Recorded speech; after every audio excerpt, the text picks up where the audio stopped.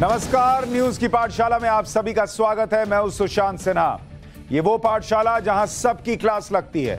खबर का चैप्टर इतने विस्तार से खुलता है कि अब हर कोई कह रहा है कि हमें कोई घुमा नहीं पाता अगर पाठशाला में एक बार खबर देख ली।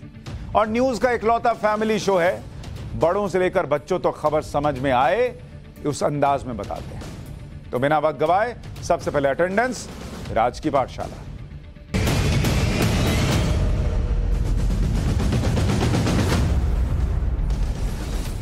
पाठशाला में आज आपके लिए लेकर आया हूं कौन कौन से चैप्टर। पीएम मोदी के सामने हाथ फैलाए। जी हां, आप सही सुन रहे हैं, हाथ फैलाए क्यों खड़े हैं अरब देश, आज आपको बताऊंगा।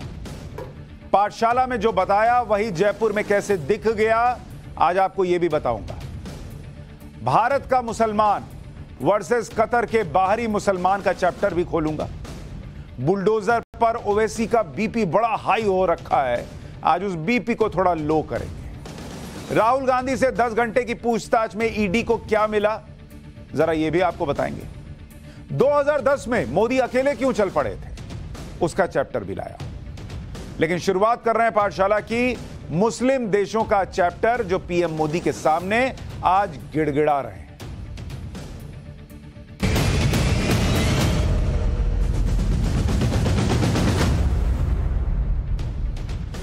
बीते हफ्ते जो हमने क्लास लगाई थी, लोगों की क्लास लगाई थी, उन लोगों की जो ये कह रहे थे कि अरब देशों के सामने भारत ने सरेंडर कर दिया, झुक गए, अरब देशों के दबाव में पीएम मोदी आ गए, यही नैरेटिव चल रहा था ना।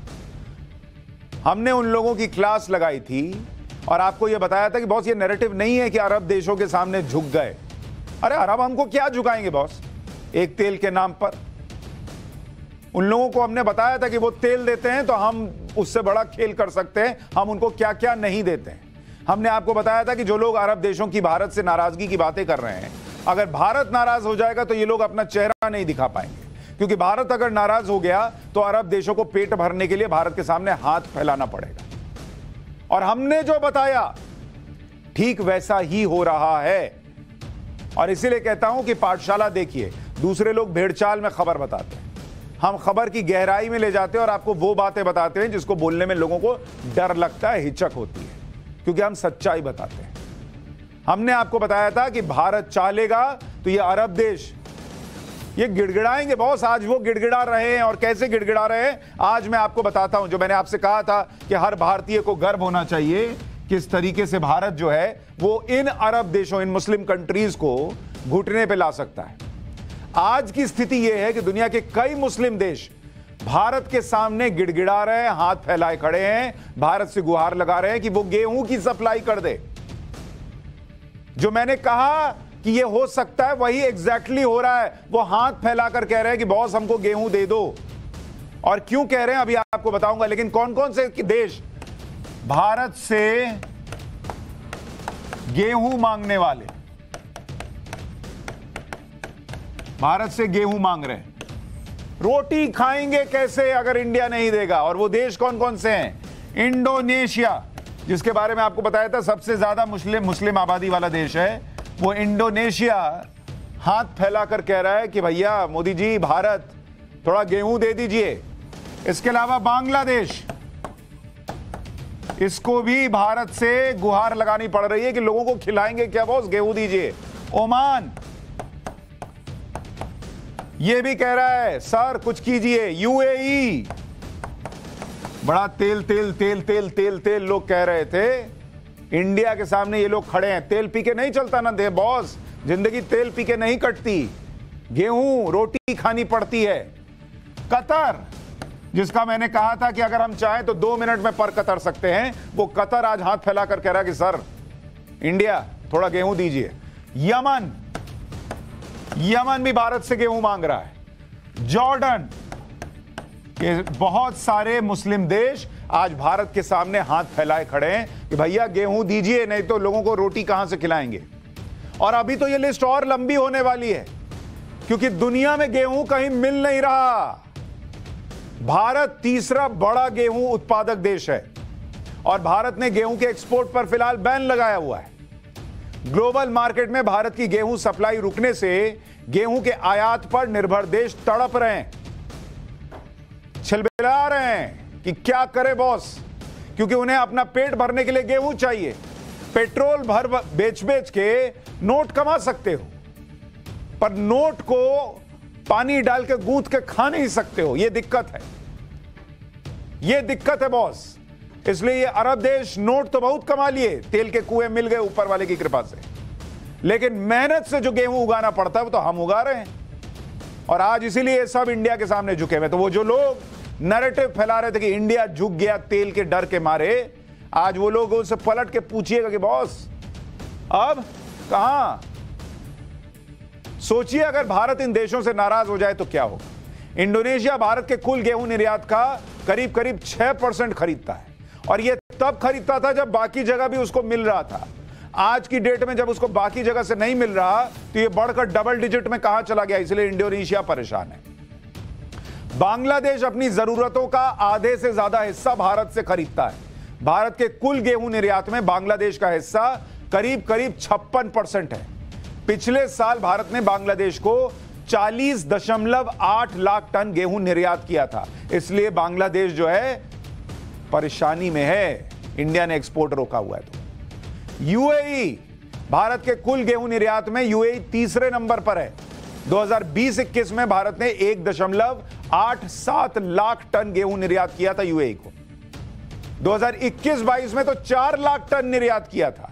अब अभी सोचिए, जब रूस और यूक्रेन का युद्ध चल रहा है, यूएई को समझ में नहीं आ रहा कि क्या करें। अगर इंडिया ने गेहूं नहीं दिया तो क्या खिलाएंगे अपने लोगों को।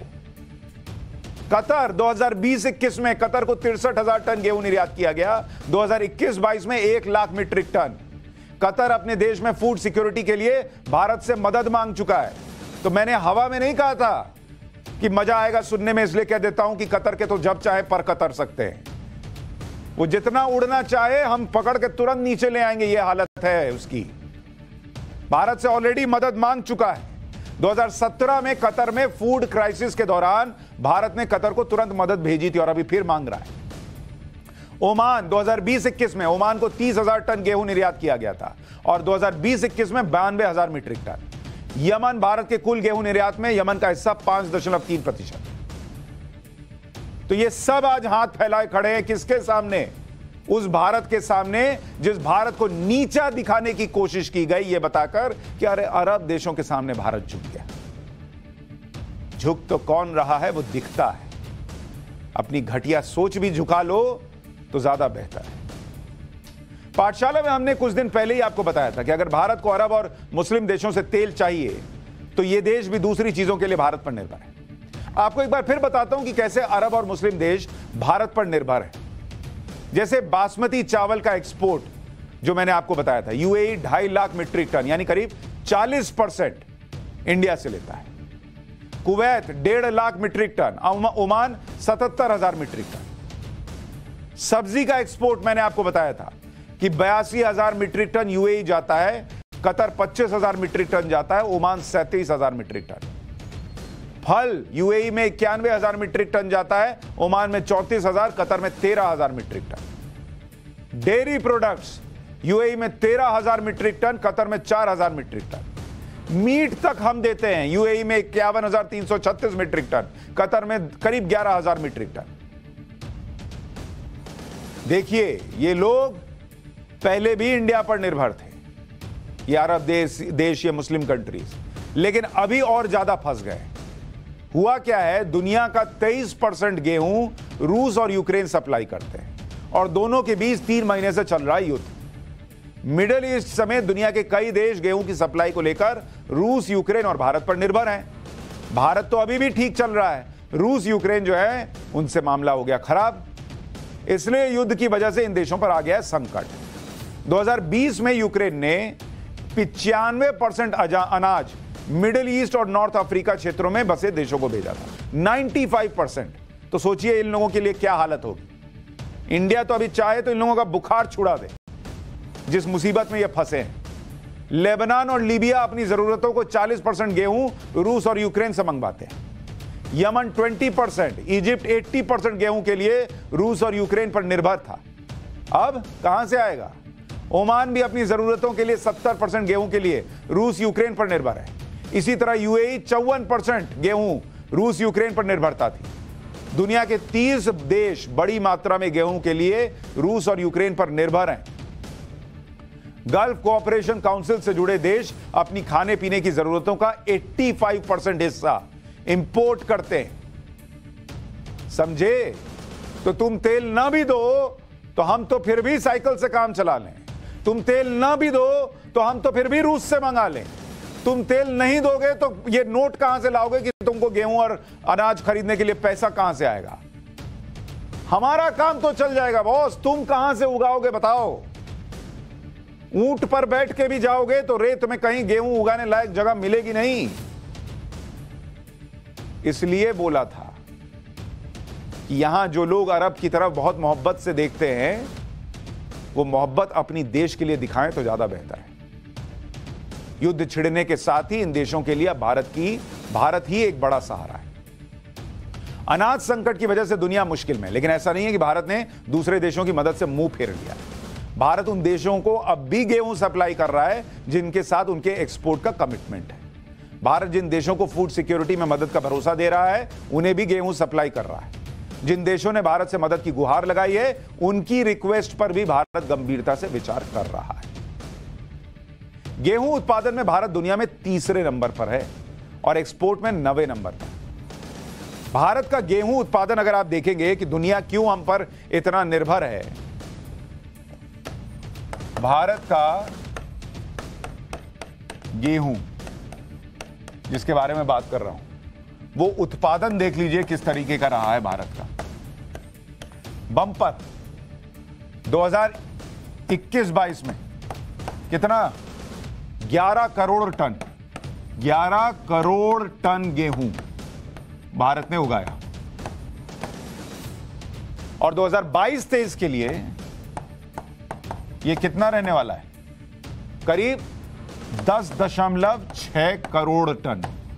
तो भारत ऐसी हालत में है कि अर्थव्यवस्था भी ऊपर जा रही है, खाने पीने की कोई दिक्कत नहीं है, अपने पास खाने पीने का सारा सामान मौजूद है और हम दुनिया को भी दे सकते हैं। भारत का कुल निर्यात 70 लाख टन 2022-23 के लिए यह टारगेट 1 करोड़ टन का रखा गया है। रूस और यूक्रेन का युद्ध जितना खींचेगा, अरब देशों के लिए अनाज संकट उतना ही बढ़ेगा। ऐसे हालात में उन्हें सच्चे दोस्त के रूप में भारत ही नजर आएगा।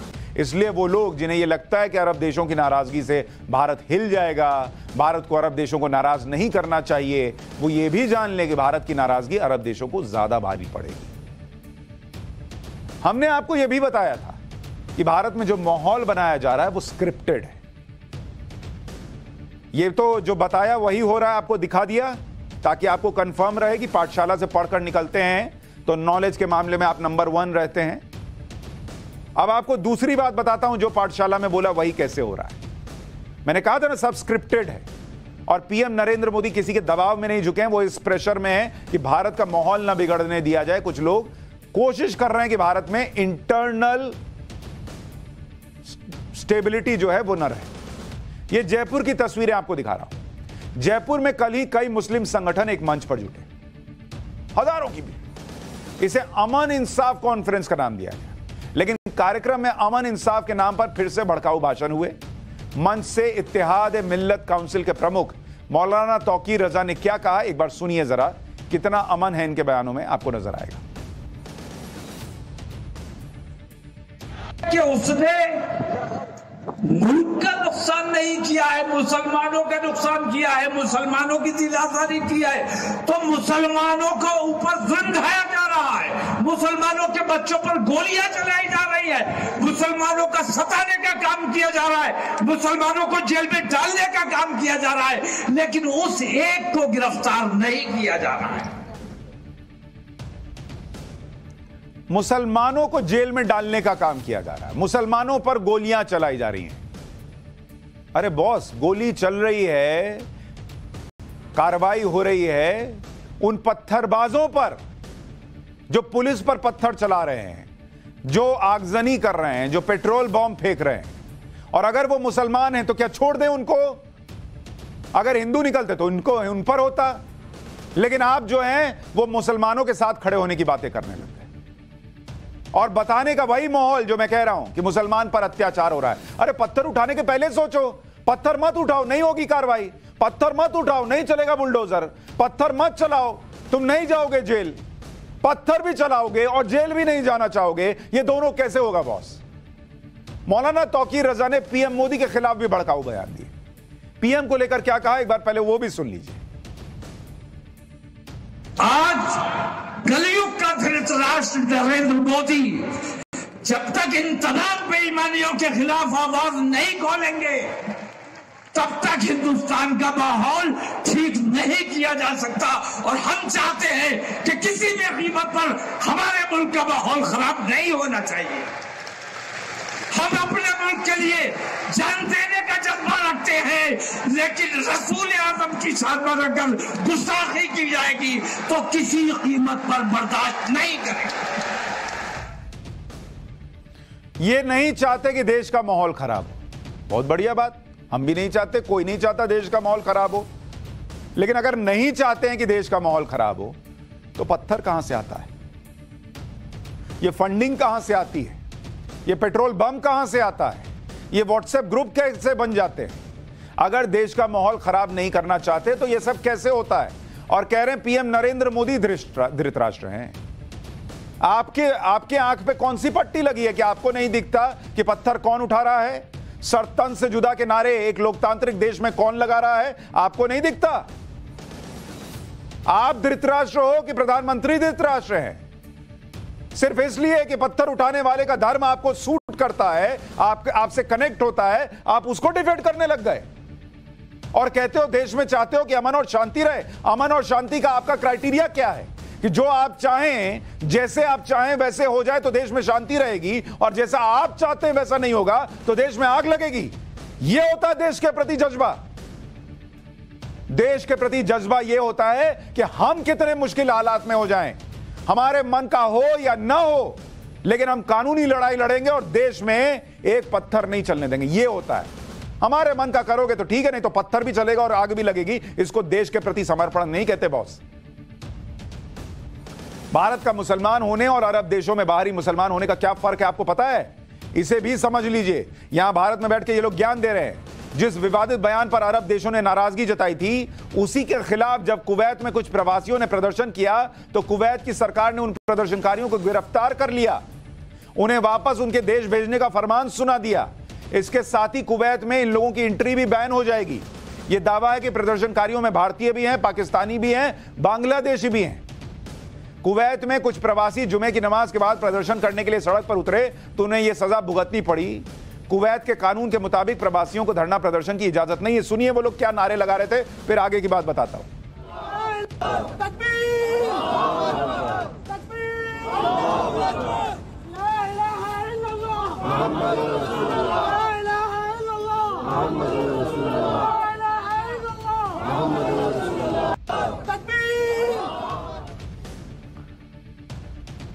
जिस कतर के नाम पर कूद रहे थे, जिस अरब की तरफ मोहब्बत भरी निगाहों से देख रहे थे, वहां नाराए तकबीर अल्लाहू अकबर बोलने पर तुम्हें उठाया और बाहर फेंक दिया गया। यह है आपकी हैसियत उस देश में जिसकी तरफ आप मोहब्बत से देखते हो। यह है आपकी हैसियत कि कुवैत ने कहा, ए जुम्मन उठाओ इनको, सब बेकार का नाटक तमाशा करते हैं, उठाओ बाहर करो इनको। यह है आपकी हैसियत। और जिस देश ने आपको इतना दिया उससे फिर भी पत्थर चलाते हो, पेट्रोल बम फेंकते हो, जहां आप कहते हो सर तन से जुदा, और फिर भी आपके साथ कुछ नहीं होता। आपको वहां पर मिलता है राशन कार्ड, मुफ्त में राशन, आपको मिलती है सरकारी नौकरी, आपको मिलते हैं बराबर के मौके, आपको मिलता है शौचालय, आपको मिलता है सरकारी घर, तो वहां आप पत्थर चलाते हो, आगजनी करते हो। कुवैत का बाहरी मुसलमान होना और भारत में भारत का मुसलमान होने का फर्क समझ में आना चाहिए आपको। इससे कितनी मोहब्बत दिखा लो कुवैत के लिए तुम रहोगे इंडियन मुस्लिम, और कितनी नफरत दिखा लो इंडिया के लिए तुम इंडियन मुस्लिम ही रहोगे। तो इस बात को समझना शुरू करो कि इस देश के अंदर जब आपको भड़काया जाता है कि तुम्हारे साथ गलत हो रहा है, तो आंख नाक कान मुंह सब खोलकर पूछो कि ये जो बता रहा है ये सच है क्या? अगर गलत हो रहा होता तो मुझे घर कैसे मिला? मुझे हेल्थ कार्ड कैसे मिला, मेरे पिता अगर किसान है तो उनके अकाउंट में पैसा कैसे आया, क्या मैं सड़क पर नहीं चल सकता जिस पर हिंदू सिख ईसाई चलते हैं?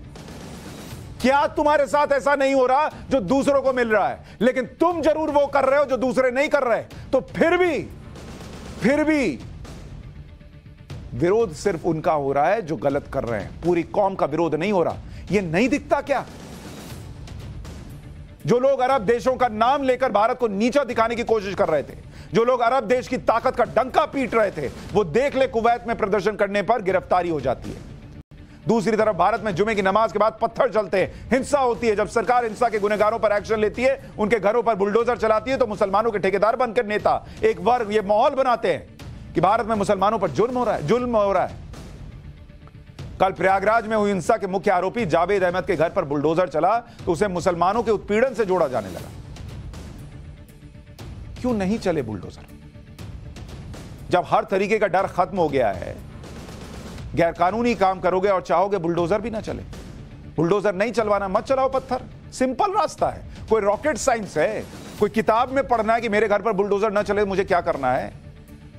बहुत ज्यादा प्रदर्शन करो, पत्थर क्यों चलाए?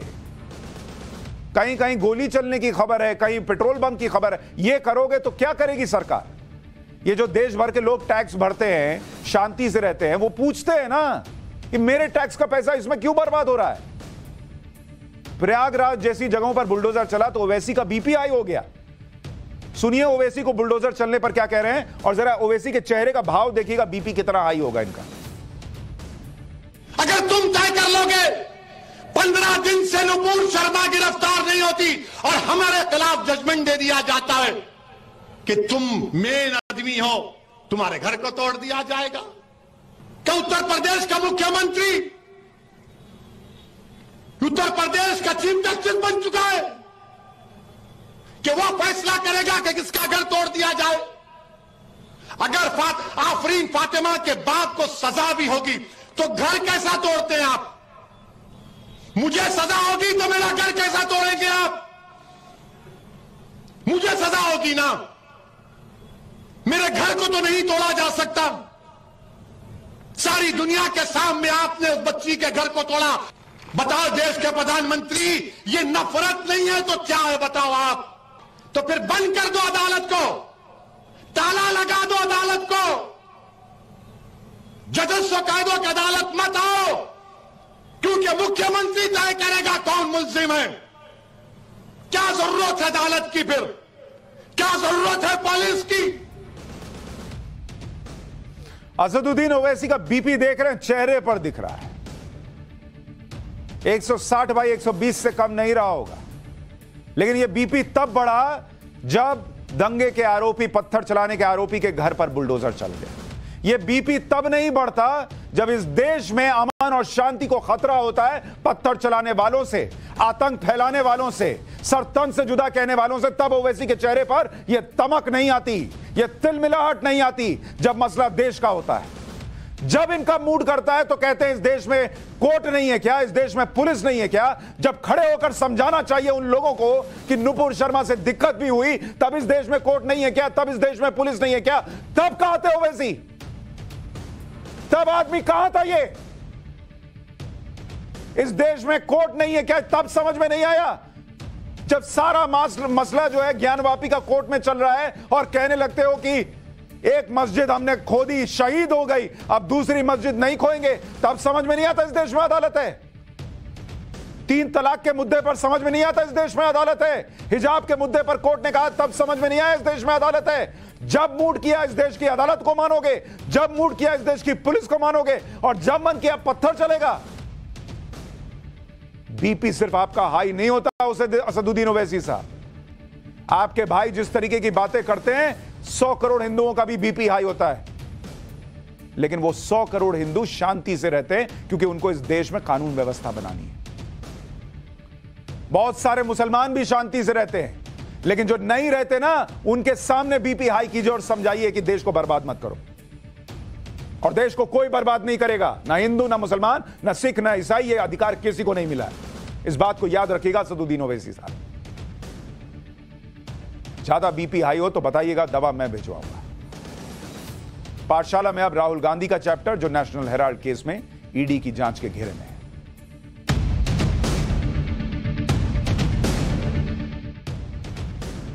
नेशनल हेराल्ड केस में राहुल गांधी सुबह 11 बजे ईडी के सामने पेश हुए, लेकिन राहुल गांधी की इस पेशी को कांग्रेस ने पॉलिटिकल तमाशा बना दिया।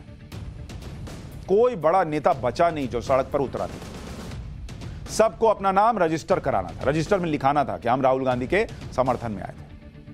इस तमाशे में ऐसी तस्वीरें भी दिखी जिन्हें देखकर किसी को भी कांग्रेस के इस कल्चर पर हंसी आएगी। युवा कांग्रेस अध्यक्ष श्रीनिवास बीबी को पुलिस हिरासत में ले रही थी, तभी श्रीनिवास इतनी तेज भागे कि पुलिस देखती रह गई। सोशल मीडिया में श्रीनिवास के भागने वाली तस्वीरों पर मीम बन रहे हैं। इस दौड़ से पहले श्रीनिवास ने कहा था कि वो पुलिस से तो बिल्कुल नहीं डरते, लेकिन पुलिस को देखते ही वो भागने लगे। जरा तस्वीर देखिए।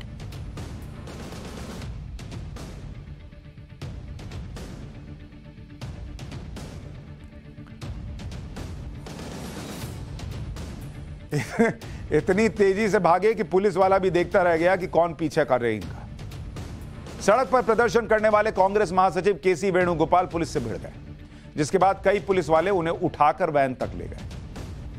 हिरासत में लेने के दौरान वेणुगोपाल का कुर्ता भी फट गया। कुर्ता फाड़ प्रदर्शन देखिए जरा।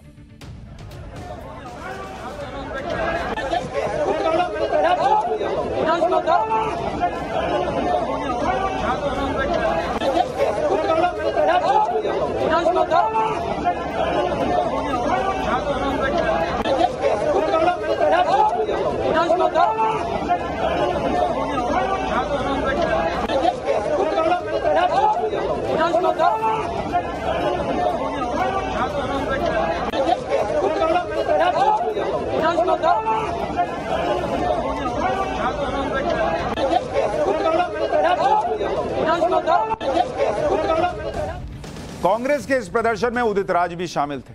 सब में होड़ मची थी कि कैसे मेरा वीडियो ऐसा हो कि सामने वाले को, मतलब राहुल गांधी तक पहुंच जाए, सोनिया गांधी तक पहुंच जाए। पुलिस ने जब उन्हें हिरासत में लिया तो वो पुलिस पर भड़क गए और पूछने लगे कि उन्हें क्यों हिरासत में लिया जा रहा है, लेकिन पुलिस मानी नहीं और उन्हें उठाकर ले गए। यहाँ पे आपको प्रदर्शन की इजाजत नहीं है और आपको प्रदर्शन नहीं करने दिया जाएगा। रहे हैं सड़क पर लेट गए थे उदित राज, जहाँ से पुलिस उनको घसीटते हुए यहाँ पर लाई है। क्यों हिरासत में लिया जा रहा है? भाई मैं कौन सा गलत काम कर रहा हूँ यहाँ पर? यहाँ पे आपको प्रदर्शन की इजाजत नहीं है और आपको प्रदर्शन नहीं करने दिया जाएगा। रहे हैं सड़क पर लेट गए थे उदित राज।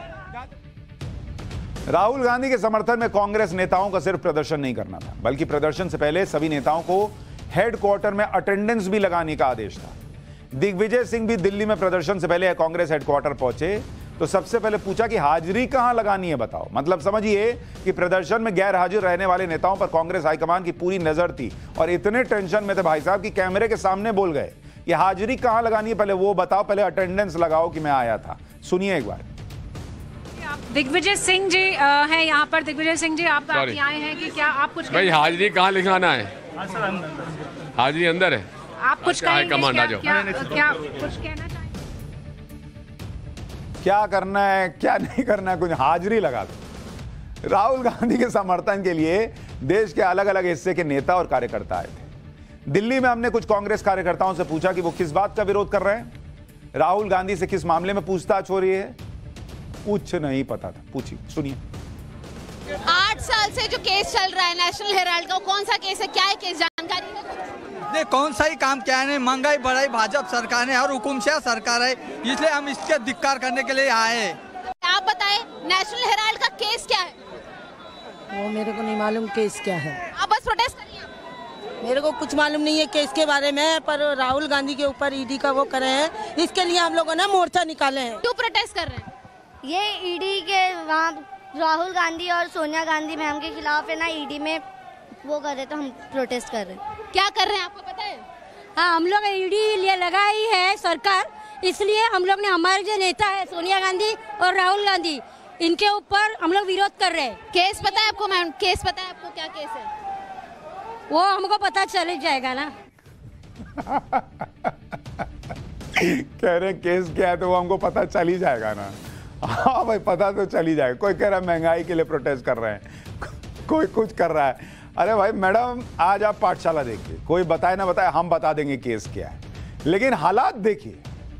आ गए हैं 45 डिग्री गर्मी में। क्यों आए पता नहीं। दिल्ली के अलावा भी देश के अलग अलग हिस्सों में कांग्रेस कार्यकर्ताओं ने प्रदर्शन किया। हैदराबाद में तो प्रदर्शनकारियों ने दावा किया कि उन्हें 500 रुपया देकर बुलाया गया, इसलिए वो कांग्रेस का झंडा पकड़ने आए। सुनिए। क्यों आए थे? आपको इधर क्यों आए? ये कांग्रेस पार्टी का। पार्टी क्या हो रहा है यहाँ पे? पार्टी आपको पता है यहाँ क्या हो रहा है? रैली प्रदर्शन हो रहा है। रैली प्रदर्शन किस लिए हो रही है? ये किस लिए हो रहा है? इलेक्शन के लिए हो रहा है। यहाँ किस लिए आया? यहाँ किस लिए आया? ये झंडा पकड़ने के लिए। झंडा पकड़ने के लिए? क्यों झंडा क्यों पकड़ने के लिए? अभी बोला ना आए, क्या करेंगे? पैसे कुछ देते बोले? हाँ, कितने देते? 500। 500 रुपए देते बोले? आपको भी देते बोले? आपको भी देते बोले? बोलो। कितना देते? हाँ बोलो। सही बताओ। बोले सर। कितना देते बोले? 500 बोल के लाई थी मजदूरी का। बताइए क्या हालत हो गई है। कभी 400 सीट जीतने वाली पार्टी जो है वो 500 रुपया देके कार्यकर्ता बनाकर ला रही है। झंडा पकड़ो। वही लोग कह रहे हैं ना, मैं कह रहा हूँ। वही कह रहे हैं 500 रुपए दे। कह रहे किस लिए आए हो? पार्टी में आए हैं। पार्टी चल रही है 45 डिग्री में पार्टी। 500 रुपया में चलिए 30 रुपए का कोल्ड ड्रिंक पी लेगा तो पार्टी हो ही जाएगी। जम्मू में प्रदर्शन करने वाली कांग्रेस की महिला कार्यकर्ताओं ने तो कहा कि वो बिजली की मांग के लिए प्रदर्शन कर रही है। आप यहाँ पे क्यों आए हुए हैं इस समय? सर हम यहाँ पे रैली पे आए हुए हैं। रैली में आए? हाँ जी, वो प्रोटेस्ट था हमारे, इसलिए आए हुए हैं। क्यों है ये प्रोटेस्ट? सर मैम बताएंगे। मैम बताएंगे, आपको नहीं मालूम? आप बताएंगे ये प्रोटेस्ट क्यों है? आप जो आए हैं रैली में क्यों आए? मालूम है ये प्रदर्शन? नहीं पता। ये क्यों प्रदर्शन कर रहे हैं? ये बिजली के लिए कर रहे हैं, हमें बड़े बिल। मैडम कह रही है बिजली के लिए प्रदर्शन कर रहे हैं। अरे झटका उधर लग जाएगा पार्टी को। आप लोग ऐसा ऐसा बयान दीजिएगा। सोचिए कांग्रेस पार्टी दावा कर रही है कि प्रदर्शन राहुल गांधी के लिए था। कोई कह रहा है पैसे के लिए प्रदर्शन कर रहे हैं, कोई कह रहा है बिजली के लिए कर रहे हैं, कोई कह रहा है महंगाई के लिए कर रहे हैं, कोई कह रहा है क्यों कर रहे हैं पता नहीं लेकिन कर रहे हैं। ये तस्वीर हमने आपको इसलिए दिखाई ताकि आप ये समझ पाएं कि राहुल गांधी की पेशी को पॉलिटिकल स्टंट बनाने में कांग्रेस ने क्या क्या नहीं किया। दिल्ली से लेकर राज्यों की राजधानी में अपने बड़े बड़े नेताओं और छोटे से छोटे कार्यकर्ताओं को सड़क पर उतार दिया, तब यह हाल है। जिस तरह से ईडी ने आज राहुल गांधी से पूछताछ की, उसी तरह 12 साल पहले 2010 में गुजरात के उस वक्त के मुख्यमंत्री नरेंद्र मोदी से पूछताछ हुई थी। आज मैं आपको वो तस्वीर दिखाना चाहता हूं। आज जब राहुल गांधी ईडी दफ्तर जा रहे थे, उनके साथ उनकी बहन प्रियंका वाड्रा थी। कांग्रेस नेता दिल्ली समेत अलग अलग राज्यों में प्रदर्शन कर रहे थे। पूरी पूछताछ को पॉलिटिकल इवेंट बनाने का पूरा प्रयास किया गया। लेकिन 2010 में जब नरेंद्र मोदी को गुजरात दंगे की जांच करने वाली एसआईटी के सामने पेश होना था, तो वो अकेले गए थे। उनकी पार्टी ने कहीं प्रदर्शन नहीं किया, जबकि वो गुजरात के तब भी मुख्यमंत्री थे। कोई इवेंट नहीं बनाया। उनके बेहद खास सहयोगी रहे अमित शाह तक नहीं गए। ईडी ने जब पूछताछ की तो राहुल गांधी को लंच ब्रेक दिया, जिसके लिए वो घर गए और लंच किया। सोनिया गांधी से मिलने अस्पताल पहुंचे। लेकिन 2010 में एसआईटी 9 घंटे नरेंद्र मोदी से पूछताछ करती रही। उन्होंने कोई ब्रेक तक नहीं ली। लंच तो क्या, चाय तक नहीं पी थी नरेंद्र मोदी ने 9 घंटे। तकरीबन 100 सवाल पूछने के बाद, एसआईटी के कई बार कहने के बाद वो चाय पीने के लिए तैयार हुए। यह फर्क है नरेंद्र मोदी और राहुल गांधी और उनकी पॉलिटिक्स का।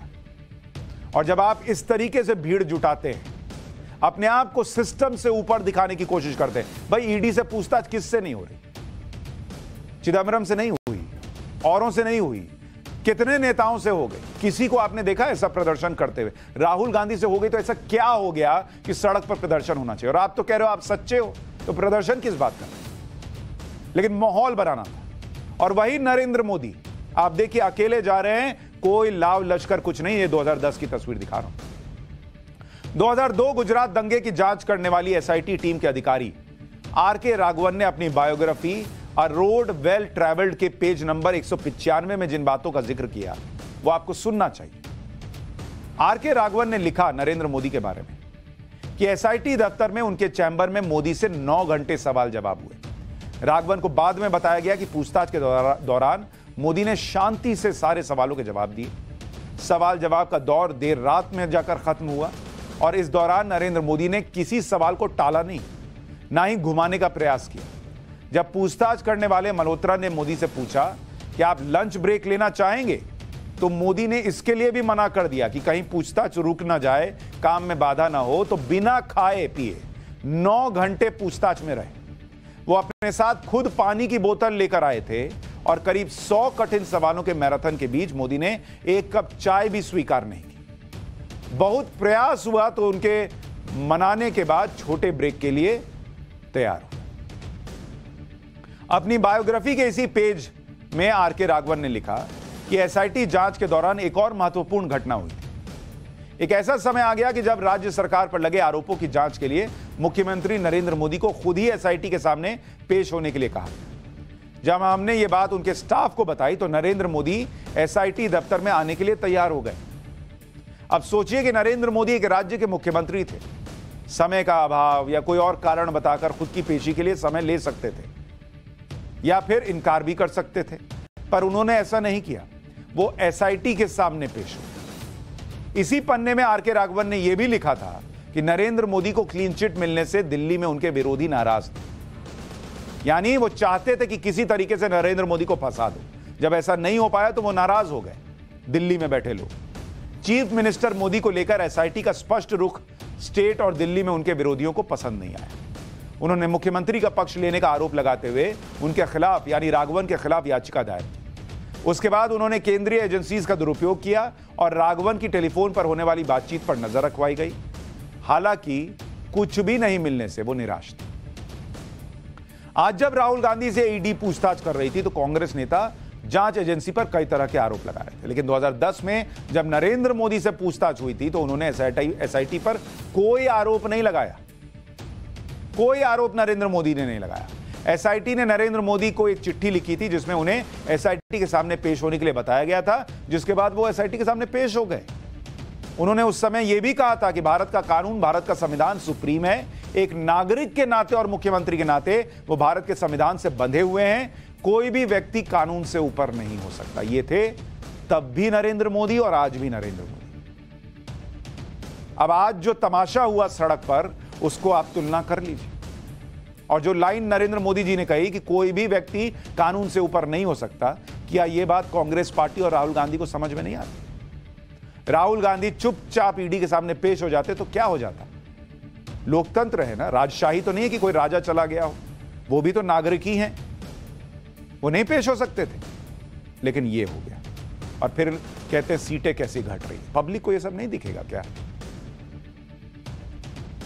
राहुल गांधी से ईडी की पूछताछ यंग इंडियन कंपनी और नेशनल हेराल्ड केस को लेकर हो रही है। यंग इंडियन कंपनी 2010 में बनाई गई थी। यह वो जमाना था जब सत्ता में यूपीए सरकार थी। यंग इंडियन में 4 शेयर होल्डर थे। वो मैडम कह रही थी ना, हमें नहीं पता क्या हुआ, आज मैं सब बताता हूं। राहुल गांधी और सोनिया गांधी की 38% की हिस्सेदारी थी यंग इंडियन में। इसके अलावा मोतीलाल वोरा और ऑस्कर फर्नांडिस की 12% मोतीलाल वोरा और ऑस्कर फर्नांडिस दोनों अब इस दुनिया में नहीं है। नेशनल हेराल्ड केस के बारे में हम आपको पहले भी विस्तार से पाठशाला में बता चुके हैं। इस मामले में 3 बुनियादी सवाल रहे।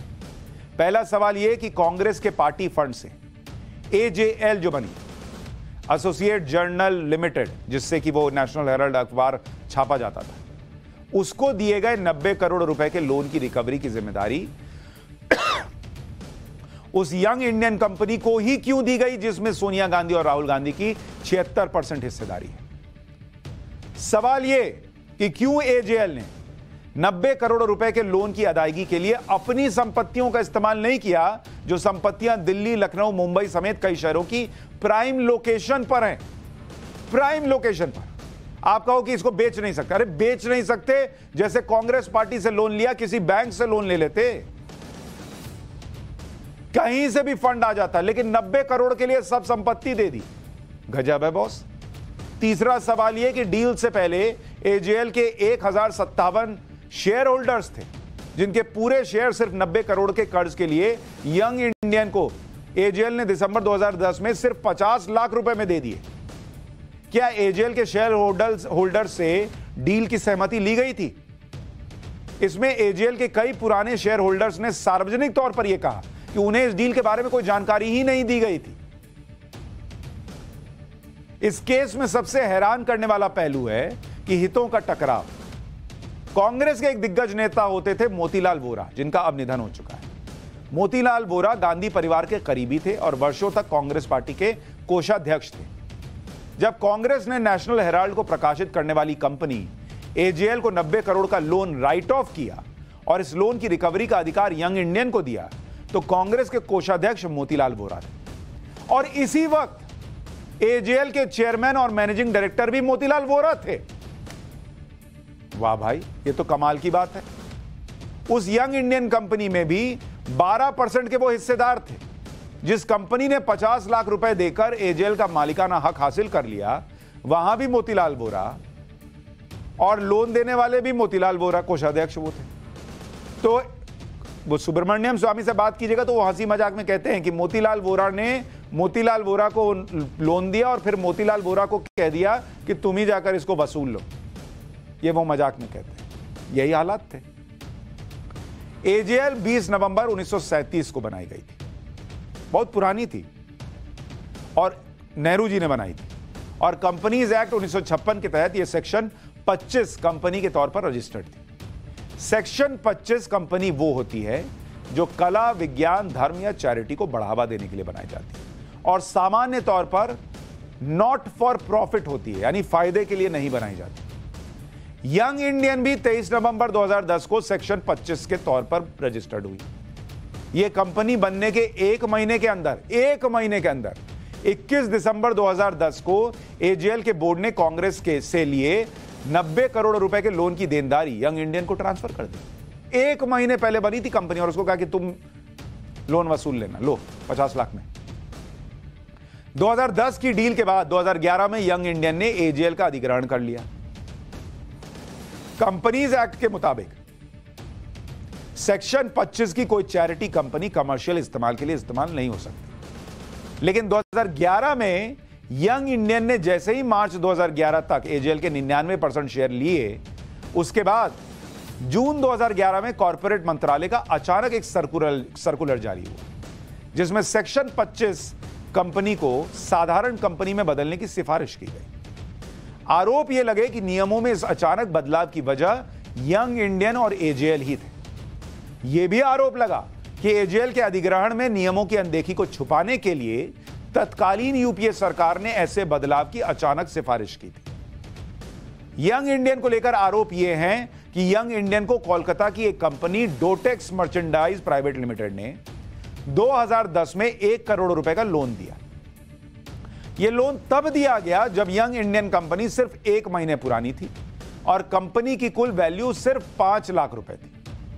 आरोप यह है कि 1 करोड़ रुपए का जो लोन यंग इंडियन को डोटेक्स से मिला वो कभी वापस ही नहीं किया गया। और आरोप यह भी लग रहे हैं कि डोटेक्स एक शेल कंपनी है जिसका हवाला कनेक्शन है। अब आप यह भी सोचिए कि एक महीने पुरानी कंपनी जिसकी वैल्यू 5 लाख है उसको 1 करोड़ का लोन मिल गया, लेकिन एजेएल जो 1937 की बनी हुई है उसको 2010 में 90 करोड़ का लोन चुकाने के लिए इतनी प्रॉपर्टी होने के बावजूद भी कोई लोन नहीं दे रहा था। अब यह गजबे है कि नहीं?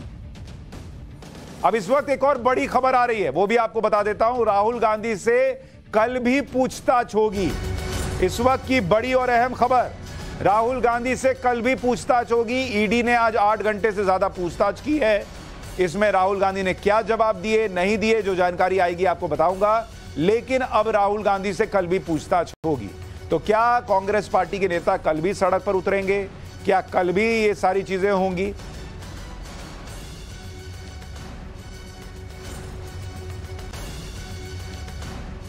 हमारे 2 सहयोगी अमित और मोहित ओम जुड़ रहे हैं, जिन्होंने आज पूरे दिन इस खबर पर नजर रखी है। अमित, क्या जानकारी मिल रही है? आज 8 घंटे से ज्यादा की पूछताछ में क्या सवाल पूछे गए, कुछ मुकम्मल जवाब मिले, नहीं मिले, इसको लेकर क्या जानकारी निकल रही है?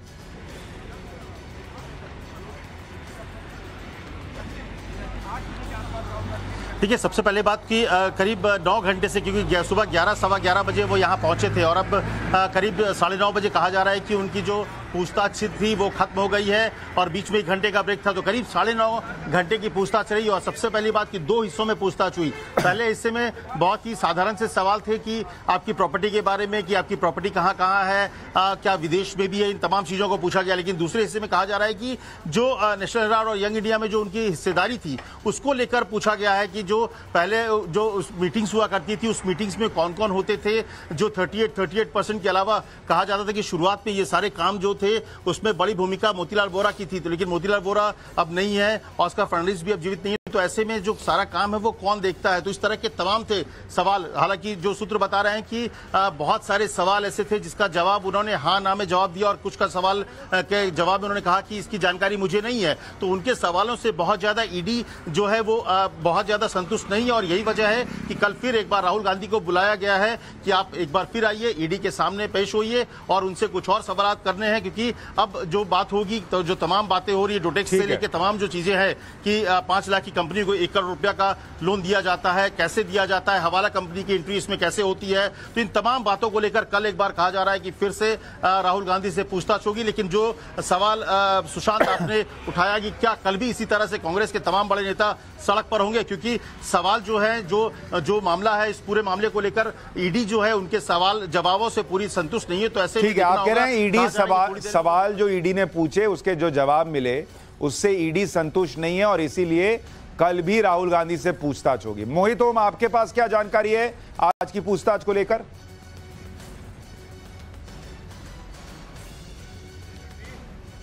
बिल्कुल, देखिए जैसे हमारे वरिष्ठ सहयोगी अमित बता रहे थे कि आज 2 राउंड की पूछताछ हुई है, करीब 9 घंटे की पूछताछ हुई है और पूछताछ के दौरान सहज नजर आए हैं राहुल गांधी। लगातार जो ईडी इन पर सवालों की बौछार कर रही थी, करीब 51 सवालों की फेहरिस्त थी जिसको जवाब जो है वो राहुल गांधी नहीं दे पा रहे थे। सीनियर अधिकारी बैठे थे, 3 बड़े अधिकारी थे, 2 असिस्टेंट डायरेक्टर, 1 ज्वाइंट डायरेक्टर, और ज्वाइंट डायरेक्टर जो पूरा सुपरवाइज कर रहे थे। लेकिन जिस तरीके से राहुल गांधी से सवाल पूछे गए उनकी कंपनीज के बारे में, शेल कंपनी के बारे में, करोड़ों रुपए के ट्रांजेक्शन के बारे में, उनके स्वामित्व के बारे में, और यह पूछा गया कि वो कंपनीज के मालिक हैं, उन पर 38% की हिस्सेदारी है और वो कंपनियां कौन चलाता है। इस तमाम क्वेश्चन जवाब थे जो राहुल गांधी वहां पे असहज नजर आए, जवाब नहीं दे पाए। जो पहले राउंड की पूछताछ हुई थी उसके बाद वो अपनी मां से मिलने भी गए थे, अपने घर भी गए थे, जो लंच ब्रेक हुआ था, और उसके बाद जब दोबारा आए तो उसके बाद दोबारा से ईडी ने उनसे तमाम क्वेश्चन पूछे हैं यंग इंडिया लिमिटेड के बारे में, तो उसके जवाब नहीं दे पाए राहुल गांधी। और आज आपका बिल्कुल आप दोनों ही बता रहे हैं कि बहुत सारे सवालों के जवाब अभी मिलने बाकी हैं, इसलिए कल भी राहुल गांधी से पूछताछ होगी। ये बड़ी खबर आ रही है, आप दोनों का बहुत शुक्रिया। और पाठशाला में खबरों का विस्तार से चैप्टर आपको दिखाने के बाद अब दिन भर के टॉप ब्रेकिंग वीडियोस का वक्त है।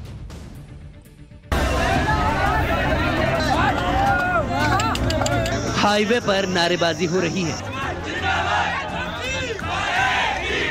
लोग हाथों में डंडे लिए हुए हैं, बीच सड़क पर आराम से चटाई लगाकर बैठे हुए हैं।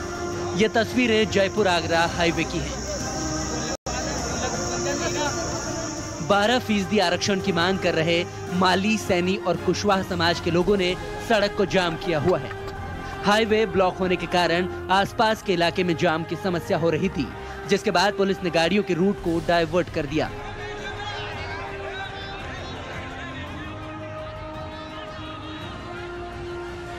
खाना रोका नहीं है, हमने हाईवे जो इन्होंने रूट किया है इस संबंध में हमने ट्रैफिक को डाइवर्ट किया है। ट्रैफिक डाइवर्ट में आमने सामने कोई ट्रैफिक आ गया होगा, इससे वाहन रुके होंगे। खाना रोकने का चला करके कुछ भी नहीं है, खाना तो सबका, जब ये हाईवे रोक रहे हैं तो रुक ही रहा है। नेशनल हाईवे पर चक्का जाम है, भरतपुर में इंटरनेट सेवाएं बंद है, लोगों को दिक्कतों का सामना करना पड़ रहा है। राजस्थान में इंटरनेट को लेकर अब सियासत भी हो रही है। इंटरनेट बंद करती है और उसके बावजूद भी घोटाला होता है। पेपर लीक को वो ये कि हम इस ऑर्गेनाइजेशन को हम ठीक करेंगे, हर बार जब इम्तिहान होता है तो इंटरनेट बंद कर देते हैं, कहीं पे कोई धरना होता है तो इंटरनेट बंद कर देते हैं। हाईवे पर अलग अलग जगहों से लोगों का आना जारी है और लोगों के लिए समस्या बन चुका ये प्रदर्शन जल्द खत्म होता नजर नहीं आ रहा है। ऐसे में सबसे बड़ी चुनौती राज्य सरकार के सामने है कि वो प्रदर्शन कर रहे लोगों को कैसे समझाएगी। भंवर पुष्पेंद्र, टाइम्स नाउ, नवभारत। खेत में खड़ी लोगों की ये भीड़ कुछ देख रही है। आखिर ऐसा क्या हुआ कि आसपास के पुरुष, महिलाएं और बच्चे सब दौड़कर खेत में चले आए और खेत में खड़ी इस चीज का मोबाइल से वीडियो बनाने लगे। कैमरा पास गया तो पता चला कि खेत में खड़ा ये एक छोटा सा एयरक्राफ्ट है, जिसके खेत में लैंड होते ही आसपास लोगों की भीड़ लग गई। बच्चे इसके पंख पर चढ़ गए और लोग इसके अंदर झांकने की कोशिश करने लगे। वीडियो आगे बढ़ा तो गांव का ही एक बच्चा इस छोटे विमान के कॉकपिट में बैठा दिखाई दिया। हादसे में इस एयरक्राफ्ट का आगे का हिस्सा टूट चुका है, साथ ही एक पंखे को भी क्षति हुई है। फुर्सतगंज में हवा में इस एयरक्राफ्ट का एक हिस्सा डैमेज हो गया था, जिसके बाद खेत में इसकी इमरजेंसी लैंडिंग कराई गई। जिस वक्त यह हादसा हुआ उस वक्त ट्रेनी पायलट अभय पटेल इसको उड़ा रहा था। प्लेन में सवार पायलट फिलहाल पूरी तरह सुरक्षित है। जम्मू कश्मीर में टारगेट किलिंग के बावजूद भी आतंकी पर्यटकों के हौसलों को झुका नहीं पाए हैं और इसकी गवाही देती है पटनी टॉप की ये तस्वीरें।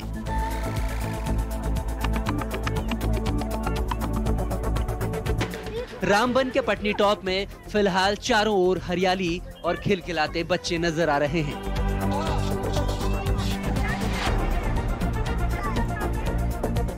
वैसे तो पटनी टॉप अपनी बर्फबारी के लिए दूसरा कश्मीर भी कहलाता है, लेकिन इस मौसम में भी जब पूरा देश लू के थपेड़ों से जल रहा है, यहाँ की फिजाओं में ठंडक घुली हुई है। मौसम साफ होने से पटनी टॉप में लगातार पर्यटकों की भीड़ उमड़ रही है, जिससे यहाँ के होटल व्यवसायियों के साथ ही बाकी कारोबारी भी काफी खुश हैं। पटनी टॉप में पर्यटक घुड़सवारी के साथ ही बोटिंग का भी आनंद ले रहे हैं।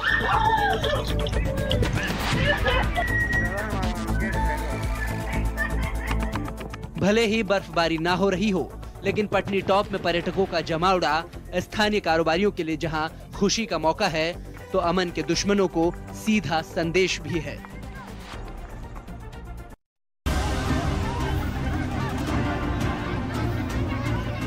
कानपुर की सड़कों पर हंगामे की ये तस्वीरें राजनीतिक के साथ जमीनी विवाद का भी नतीजा है।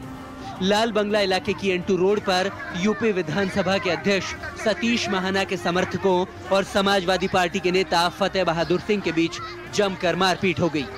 इस दौरान समर्थकों से झड़प और धक्का मुक्की में सपा नेता की पगड़ी तक खुल गई। बवाल के बीच मौके पर भारी पुलिस फोर्स ने मोर्चा संभाला। दरअसल जिस जमीन के कब्जे को लेकर विवाद हुआ, वो जमीन महाना के रिश्तेदार मधुकर महाना की बताई जा रही है। महाना के समर्थक कब्जा करने पहुंचे थे, तभी दोनों पक्षों में बहस के बाद विवाद मारपीट तक पहुंच गया।